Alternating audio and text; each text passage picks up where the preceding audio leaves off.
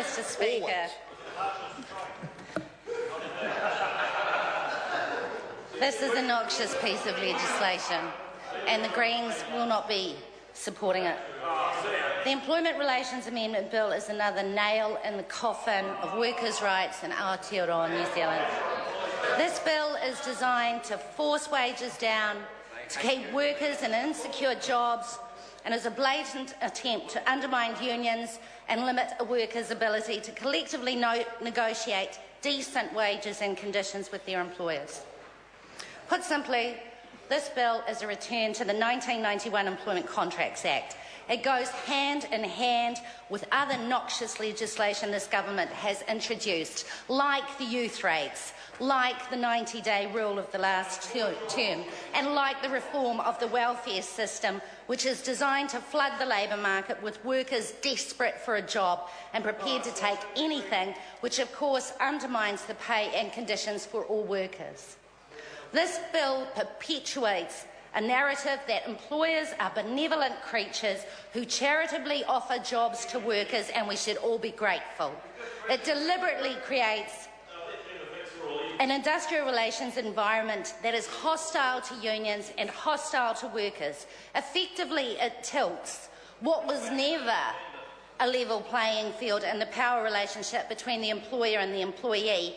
It tilts that playing field heavily into the employer's favour. And this is hardly surprising when one considers that the entire policy setting from this government since they entered power in 2008 has been to advantage their rich friends and privatise as much of the common public assets and capital as they possibly can. And there's numerous examples of this. Sky City's one, charter schools is another, private prisons, countless road building projects that don't stack up economically. The privatisation agenda is evident in this bill when you see the requirement that collective bargaining continue until the collective agreement is resolved. This is the Ports of Auckland dispute. This is the clause that was put in here because of the Ports of Auckland dispute. If we cast our minds back, we'll recall that over a year and a half ago, the ports management were keen to avoid settling the collective employment agreement for the MUNS workers because the MUNS workers refused to allow the complete casualisation of their jobs. The company then attempted to contract out the jobs. However, they were stopped by an injunction and the company has been forced into negotiations. There's been a raft of unsavoury behaviour from the port's management since last year, including revealing leave details of one worker, utilising the right-wing media to tell lies about how much wharfies earn, advertising jobs overseas to replace striking and locked-out workers, and of course punishing union members who were already casuals by reducing their hours until they were forced to leave the union. And since then, of course, there's been the setting up of a yellow union, which has settled a collective employment contract for fewer workers and which contains less favourable working conditions. The collective employment agreement for the MUNS members is still unresolved, despite the employment court directing the parties to have facilitated bargaining. The removal of the provision to conclude bargaining undermines the ability for any union to negotiate collective agreements on behalf of their members. And as Helen Kelly said quite recently, currently an employer can refuse to settle on an issue, but they can't walk away on ideological grounds from the bargaining. The new law will remove the obligation to conclude, allowing instead for surface bargaining by employers who have no intention to settle. And in last month's employment law update from law firm Buddle Finley, they described the changes to the collective bargaining by this bill as being the most significant since those made by the last Labor government in 2004, and also that it favours employers. As well as removing the duty to conclude bargaining, the bill allows employers to opt out of multi-employer bargaining, which effectively means we can wave goodbye to industry standards. It means employers can carry on competing on price by reducing wages below their competitors, and so reinforces a low-wage economy. The dreams that this government said we would achieve like catching up to Australia, are fast becoming far-fetched when they take this kind of approach. New Zealand, as we've heard recently, is now becoming the centre for low-wage workers, and some Australian companies are contracting out their call centre functions to Wellington. And it's no wonder. With these types of laws, and I include the dubious Hobbit legislation in this, we have become a nation of state-sanctioned sweatshop workers.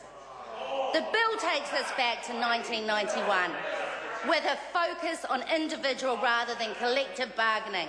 It removes the 30-day rule, which is the requirement for employers to offer the collective, if there is one, to new workers.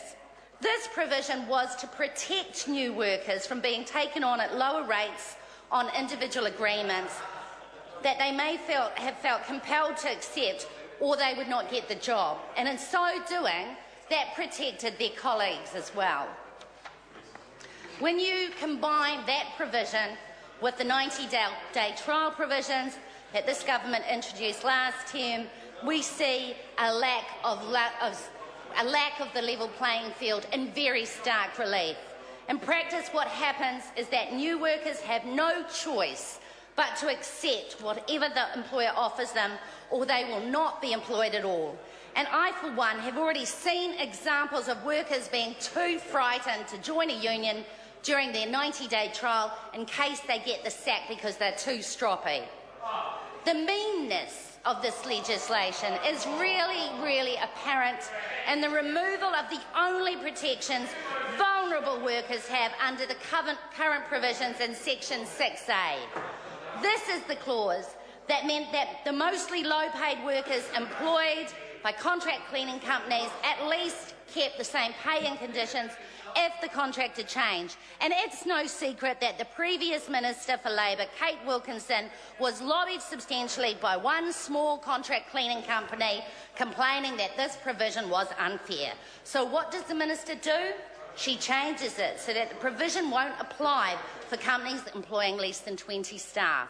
Similarly, for the removal of tea and meal breaks, the law being changed to remove those rights in the legislation is due to one issue where an employer and a sole charge air traffic controller could not agree on a time for a tea break. Once more, we see the government using a sledgehammer to crack a nut. This bill is backward thinking. It creates an environment where workers will not speak their minds at work. And this is a huge risk for health and safety for those in dangerous occupations. When we create a culture where workers won't speak up in case they're seen as troublemakers, we put workers' lives at risk. That is why the Australian health and safety regulations have more worker participation, because those on the job know what the problems are, and we could learn a lot from them instead of carry on with our appalling accident and death rate for workers in the forestry sector, in agriculture, in building sectors, and yes, even mining. This legislation is draconian, and I urge the House to oppose the bill. I call the honourable member